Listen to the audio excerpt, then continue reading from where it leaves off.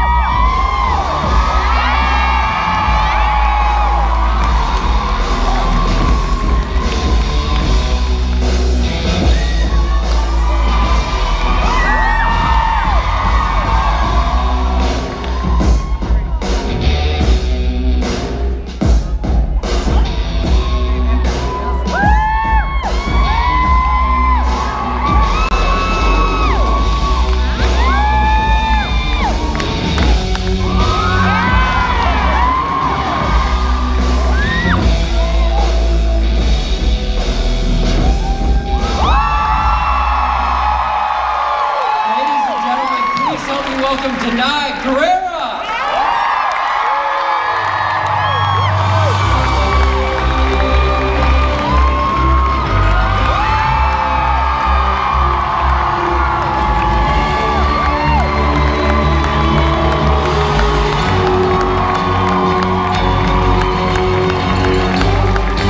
Alright everyone, let's take a quick photo. We're gonna do a photo right here. Danai?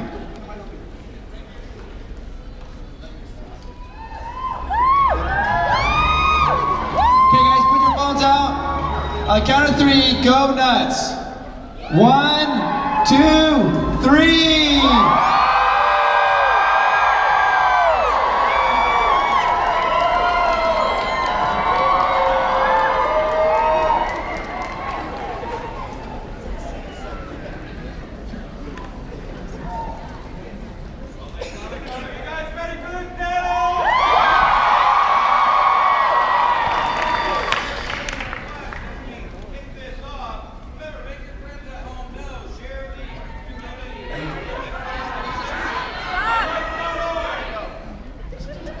But this one is. Thanks. Trying to project, you know? But spread the love, share the conversation, use hashtag FanX16, and let all your friends at home know this is what Comic-Con's all about. This is why you should be here. And I'm so glad that you are here with me today to have a little conversation. Thank you. Thanks for having me. Of course, in addition to The Walking Dead new episode tomorrow night, I've seen it. It is a killer. You're working on the All Eyes on Me biopic of Tupac Shakur. I'm a New York City boy, very lucky that you have 2 plays right now that you wrote in New York City, Eclipsed and Familiar. And so that's sort of the first question is, as a playwright and as an actor, which do you find more creatively challenging for you to get into the headspace, to get it, executed? Is it the writing or is it more of the acting? Well, I think the thing is with acting is that you have no choice. Like, it's like, you gotta be here at 5 a.m. and we're gonna shoot this scene for 6 hours, and that's that. Whereas with writing, sometimes you're creating your own schedule, and that requires a whole other degree or realm of discipline. I find them both equally challenging. It just depends on what you're facing, what you have to step into at that time. But in terms of actually getting the work done, I think writing is the one that really has to be deeply self-motivated. Because, I mean, they're both very self-motivating crafts, but once you have the job as an actor, they're going to tell you when and where. But as a writer, it's so up to you to dig deep and to find that time and create it in your life. Well, and Eclipsed is about Liberian women soldiers, and correct me if I'm wrong, I hope this doesn't sound daft, but there seems to be some parallels there with Michonne. Is that correct? Are there some? Yeah, I mean, it's about 5 women who, during the Liberian War, which is a country in West Africa, which had a very vicious war around, probably spanning over 20 years, but it goes into the time when it got really, really bad in 2003. And so it tells the story of 3 women who've been abducted and are functioning as kind of somewhat slaves in a sense to bushwives, as they would be called, to a commanding officer of a rebel army. One of the women we meet is a rebel soldier. And she, to me, when I came across Michonne, I'd written Eclipsed in 2009. I met Michonne in 2012. But when I met Michonne, I was like, this is like Mima. Like, she reminded me of the character I created based on women I'd encountered who had become very powerful women of war in the sense that they became their own weapon.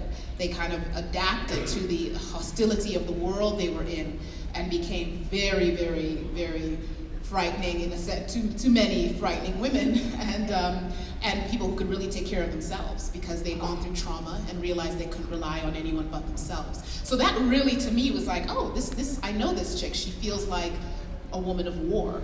One of those women who decided to turn themselves into their own weapon to deal with how hostile the world had become. So yeah, there was a parallel there. Yeah, definitely. Well, let's kick it off with some audience questions. And of course, you guys know, you're not going to get any spoilers out of her anyhow. But so let's just avoid these spoilery questions because it just wastes time for everybody. They have a microchip in me. If I do it, I'll like zap.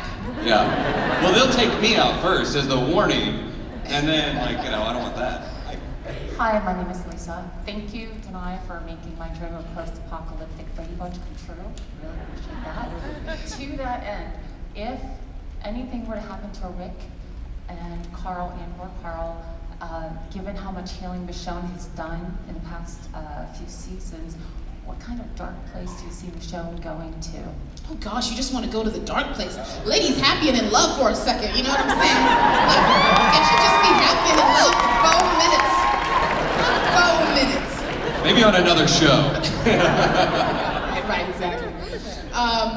Well, I think the choice she made in season 4 was that, she made a choice in episode 9 of season 4 where, that moment where she sees her doppelganger, she sees what she could become if she just gives up. She could become a walking dead person herself. And she chooses to, and be alive at the same time. Because if she just walks away and doesn't find people again and decides to be a loner again, she can function and survive, but she won't really be alive. So the choice she makes when she goes back and she finds Rick and Carl in that house, she didn't know she was gonna find Rick and Carl. But what she did know was that she was choosing to invest in people and to invest in living people, in life. And that involved risk, that involved vulnerability, that involved not knowing if loss was gonna come again and again and again, but choosing to actually function as in her fullest self, which is I will stay alive as long as I can and I will invest in others. So I hope she would continue to do that. But so far, thankfully, we haven't had to think about that. Hi, my name's Jake, and I was wondering, your sword skills on set, how do they compare to your sword skills off set? Well, I guess they're the same because I'm the same chick. So everything I learn, I kind of have in my body. But it's a continual process. I keep learning. And probably not killing as many people or zombies. No, unfortunately, that's illegal. Yeah. Can't do that. In the recent episode where Jesus makes up you and Rick, was that an extremely awkward scene to film? Yeah, the whole term, the Walking Dead family became a whole new thing that day. I was like, there are like 6 cameramen behind you as you jump out of that bed. So, there's an artistic, the ADs, and the boom guy. Oh, Max, yeah, me and Max are real close now. He's right next to me. So, it was just, at the end of the day, it was like, now I'll do it anytime, whatever, done that. So it actually was a bonding experience, it really was, ultimately. I mean, I walked in the room at first and I was like, and I realized there were going to be all those people in there because I kind of thought it would just be like 2 people, and it was like 8, But, it was fun. I mean, me and Tom, the gentleman who plays Jesus, we've been hanging out with him for a little while, actually. So, we'd hung out with him socially, and we'd been joking about it. And I was like, I can't believe this is the first scene I'm doing with you. He's like, oh, darling. No, he's British. He's all like, oh, don't worry about it, darling. I'm like, yeah, you say don't worry about it. And, he was like, then like, the last time I saw him before we shot, he was like, so I'll see you in bed. So we just kept it really light and fun. And, it was, I had my little shock moment where I considered, when I was in the other room getting prepped, I considered jumping out the window and running down the street. I was like, I can do this. But it was fun. It was fun. It was very bonding, and ultimately, we had a great time that evening.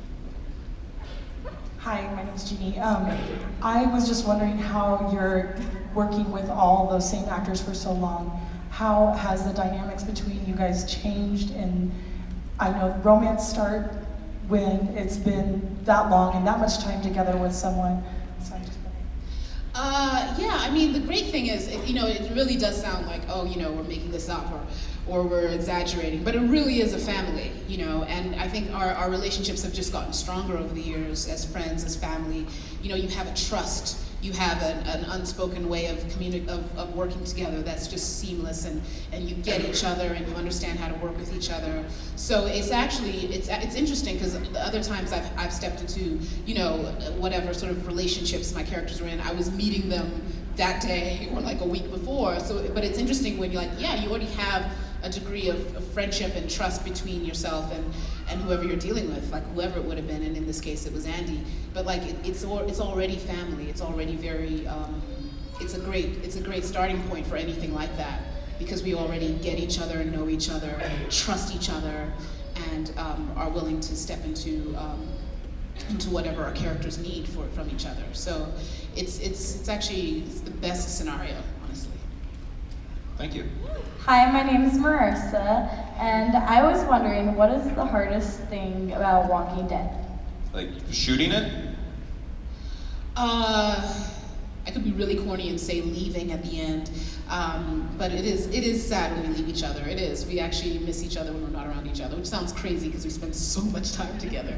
But it's also, I mean, the challenging thing is that other character in the play called Georgia Summers. Which is like the heat and the humidity, which sometimes can be, it can be kind of like they have to make sure we're like hydrated enough and cool enough to like keep going through a 16-hour day, and staying alive in the literal sense. So yeah, that's probably one of the most challenging things, but it's such a great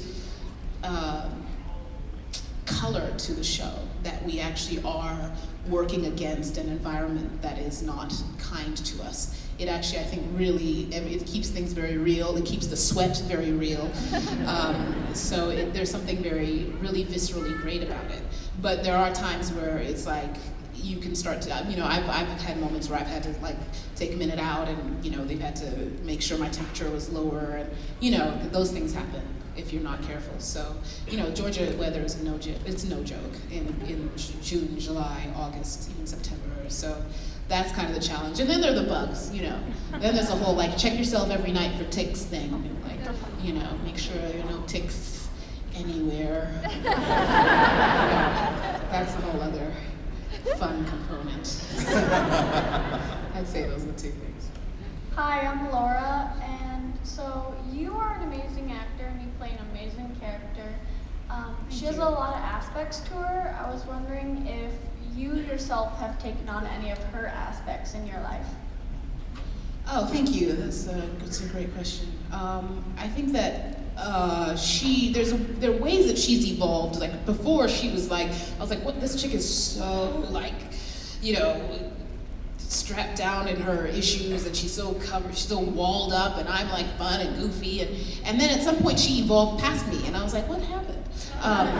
Because now I find her more mature than me half the time. You know, there are ways in which she's, you know, she's very cool-headed, and I don't know if anyone would describe me that way. So I'm learning from her. Thank you. Hi, my name is Amanda. You're a great actress. Thank you. My question is, what was it like filming the scene where Carl gets shot in the eye? Oh yeah, I mean that was really, really, really intense. That entire, not just, you know, the entire like thing. We shot it over a couple days, but it was very, very, very intense. And that moment when he's shot, and then I don't know that he's been shot in the eye. All I know is that Ron has shot at him and Rick, and then I take Ron out, and then me and Rick realize simultaneously that that Carl has been shot. And it was so intense because turning around, looking at each other, and you know, basically Andy played it so beautifully that he kind of looks up at me like, what are we gonna do? Like just in shock and horror, and then I turn around and start to run, and he picks up Carl, and we just know what we're gonna do. We're gonna run to Denise. We don't say it, we don't discuss it, we're just gonna do it. And we're running up a hill, the guy shooting it was running in front of us with a steady cam, and he's running, facing me, running backwards. And I'm slashing, and you know, Andy, the sobs coming out of him, it was just really, really intense and frightening. I mean, this is both of their worst nightmares. So it was a very intense scene to shoot. I mean, the show clearly does these intense scenes, these intense episodes very well, but it also has this very solid character study standalone episodes as well, such as with Lenny James Morgan and John Carroll Lynch. That felt like a two-man show. Right, yes. So, as a playwright, would you ever consider, you know, writing an episode? It has never really crossed my mind. It has been mentioned to me by people like yourself, but it has never really crossed my mind. I like to stay in my lane. Not saying that I'm like not willing to venture out into different things, but just to say that I think that there's something so fantastic about how this show is crafted by Mr. Gimple and his team, that I'm quite happy, you know, because as a writer, that's a lot of responsibility that I love to take on, but like when I come to The Walking Dead, I love just to be handed these amazing scripts that have already been like labored over, and I just get to slip in and do, you know, do the work as an actor. But I mean, you know, I never say never. I never say never, but it hasn't been something that I've actually thought to do. I bet it would be good. You're sweet. Yeah. Hi, Danai, my name's Aimee. My question for you is if you are a Star Wars fan, and if so, have you seen the videos where they replace your katana with a lightsaber?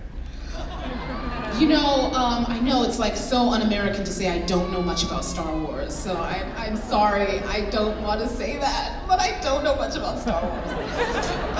And here's my disclaimer, I am a very proud American, but I was raised in Zimbabwe, you know, so we just didn't have it there. So otherwise, I'm sure I would know a lot about it. I like the saber, it looks cool, so I'm cool with that. But I just don't know much about Star Wars. And my dear friend Lupita, who's in one of my plays, she's part of it now, so I really do want to learn more, and I will, but just at this moment, I think the saber looks very cool, though. I love it.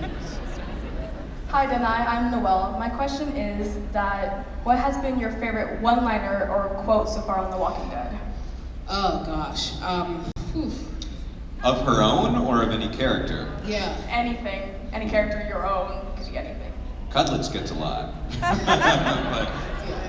The thing I love about the Cutlets lines is actually I love watching Steven's character respond to them.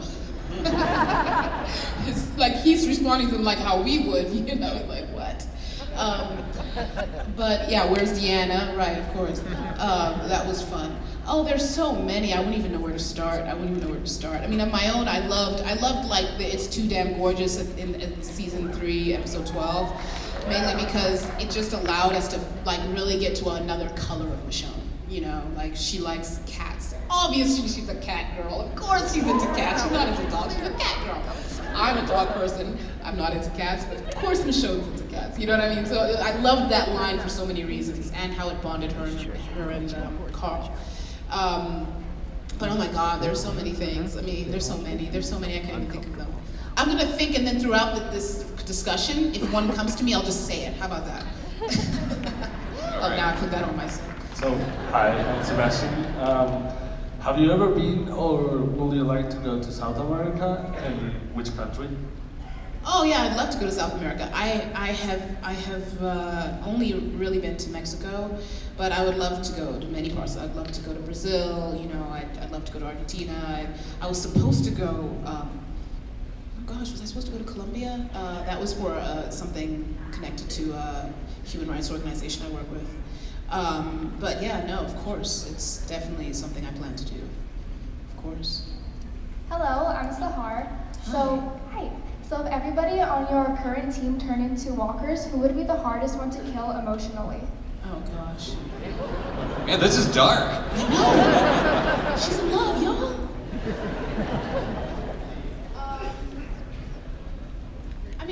I think definitely there's something about Carl for her, you know. He's also the next generation, you know, and he's the hope, and he's become a true survivor, and there's something so powerful about that for her, also with the loss of her son. So I think there's something very connected to that, for that connection. I think it would be very difficult to go there for her. Hi, my name is Sadie, and I was just wondering, what would you do if the zombie apocalypse actually happened?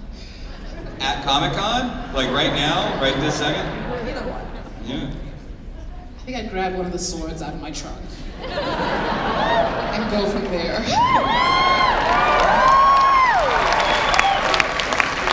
I would try to stay as close to you as possible, but I'm not gonna say. I hope it's all about make believe. I know, right? But at Comic-Con, with so many people dressed up as zombies, it would take a while to notice. Right? This is the worst place for it to break out. Hey Danai, I'm Callie, and I was wondering if the apocalypse started tomorrow, kind of like hers, what 3 characters from season 6 would you want on your team and why? Oh no, I can't, my dear, I can't. It's like choosing favorites, I can't. I mean, everyone on our team is so strong and so able at this point, you know. Even the pastor has stepped up, you know, he's, yeah. It's amazing, you know, and everyone's really becoming a team. So I think it would be very difficult to say you, and you. I think everyone has their strengths, and we're a great unit, you know, who said something like that on, I think it was on Talking Dead, that we're kind of the Navy SEALs of the apocalypse. So I think any one of them is, a good bet. Hi, I'm Aubrey. I was wondering, what is your favorite episode that you have filmed in The Walking Dead? Hi Aubrey. I think, I will actually say I did really enjoy shooting Clear, which was 3/12. It was a deeply enjoyable episode to shoot for various reasons. What was the other one I loved? I mean, what I loved about the 4/9 was, taking out all those walkers. The thing that was really fun about that was I was only supposed to take out like 5 or 6 or 7. And then Greg Nicotero, he just wouldn't call cut. And because he's an EP, no one could tell him to call cut. Now, if it had been any other director, the other producers could just say, call cut, she's only allowed 8 kills, you know? But he was an EP, so no one could tell him that. So it was kind of magical, because then I got to kill 24 zombies instead of 8. So that was cool. And every take, they would just let me go, and I would just do it differently. And the wonderful actors, the folks playing the walkers, they just responded to whatever I did. So that was really fun. And then her getting to actually come and find, getting to the point where she got to find Rick and Carl. I mean, that was the changing point for her that I really really enjoyed doing. And I loved shooting the Crazy Cheese episode. I did love that. I love working with Mr. Riggs. I really do. There's something just really easy, very, very, very easy about how our characters connect that I cannot explain. But her giving him the gift of sharing that pain with him, and she never shared it with anybody, and she chooses to share it with this young man. I just thought was, you know, a really special moment for her and for him. So that was really fun to do.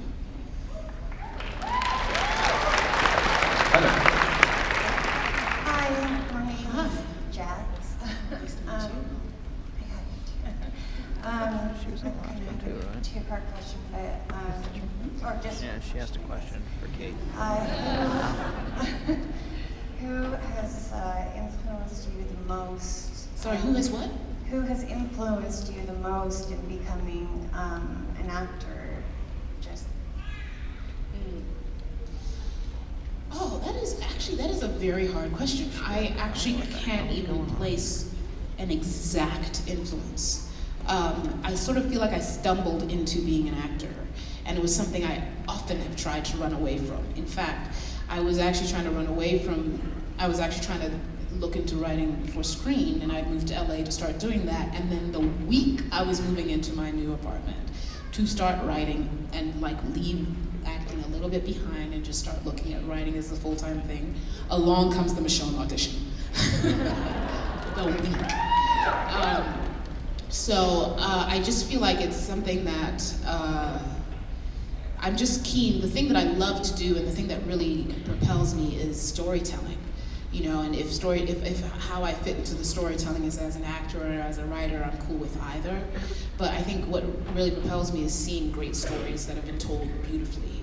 And that really compels me forward, makes me want to do more, makes me want to create more, because I see how beautiful work can be done, and I sort of want to pursue that myself.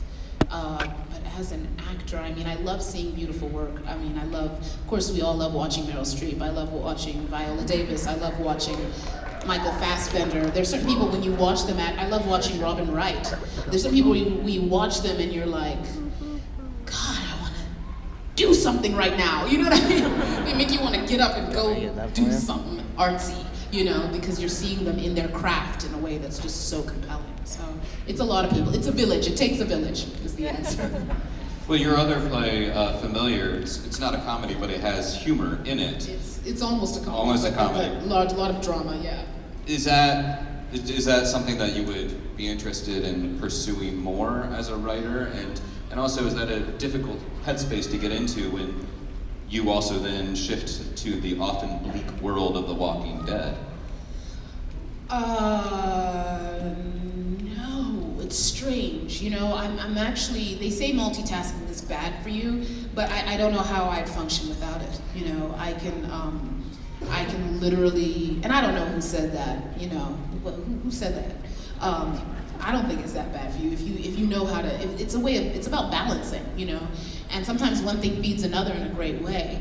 To me, getting into, no matter how bleak and dark it is, if it's great storytelling, I'm inspired, I'm engaged, I'm alive, I'm enjoying myself, you know, telling, like I kind of lean towards intense stuff, like that's kind of my thing. So Familiar is kind of the most, you know, the fact that at the end of the first act, people are cracking up after the lights have already come up, always weirds me out. Like I'm like, how is my play this funny? You know, did I want it to be this funny? You know, because I'm sort of that chick who goes after more intense stories.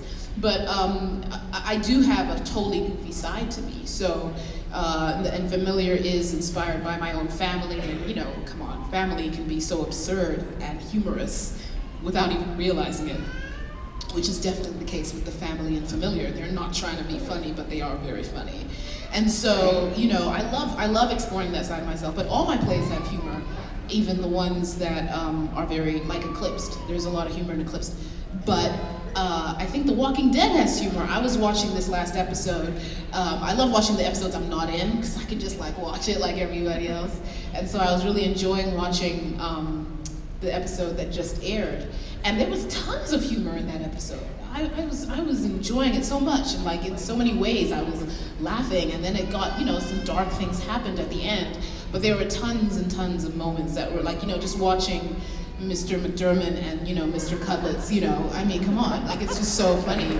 And then even just watching the dynamics between, you know, the Rosita and Denise and Daryl, like, there was so many very, you know, humorous bits to what was going on. So, and I think that's what's great about The World, is that what they're doing with the writing is that it's human. And if it's human, there's gonna be some humor in there somewhere. But yeah, with The Walking Dead, you always have to hold onto your chair because you don't know how the episode will end.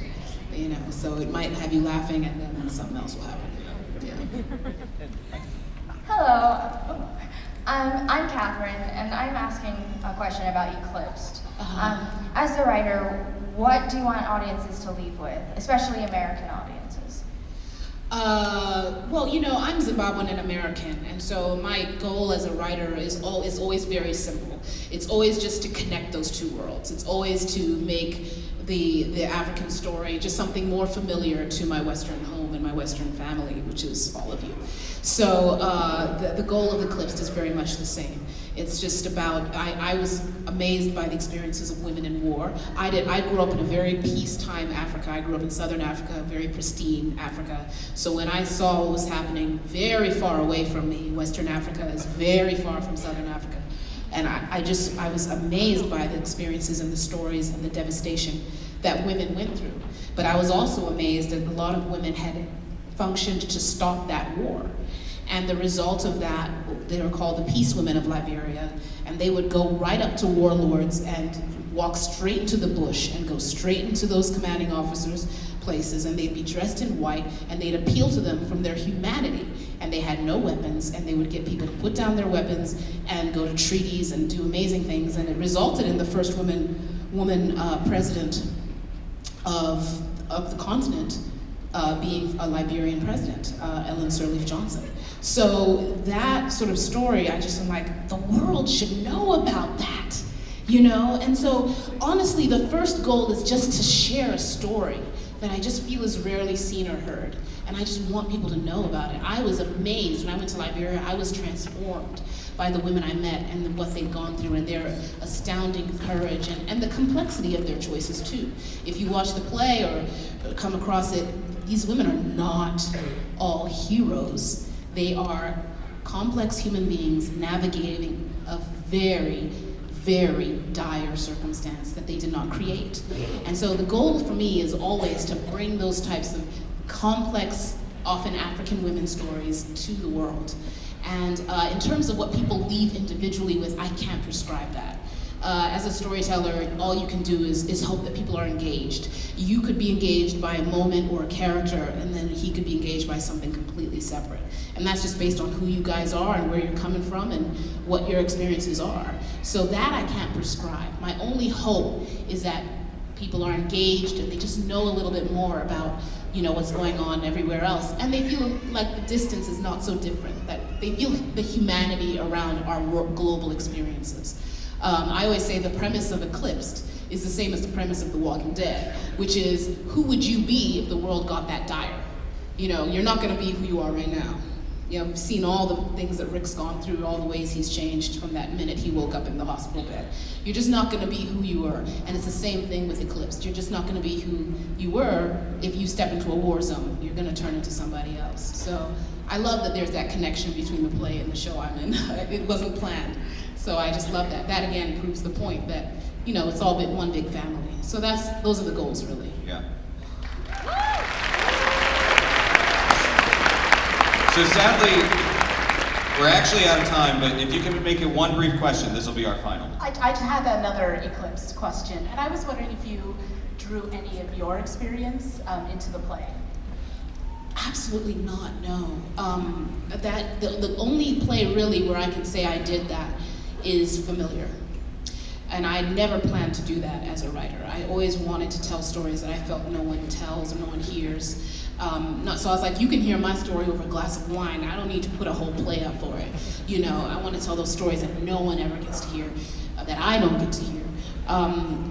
So yeah, Eclipsed was really me stepping pretty far out of myself to go learn about West Africa. I had to learn about Liberia. It's a very specific country. It's nothing like Zimbabwe where I grew up.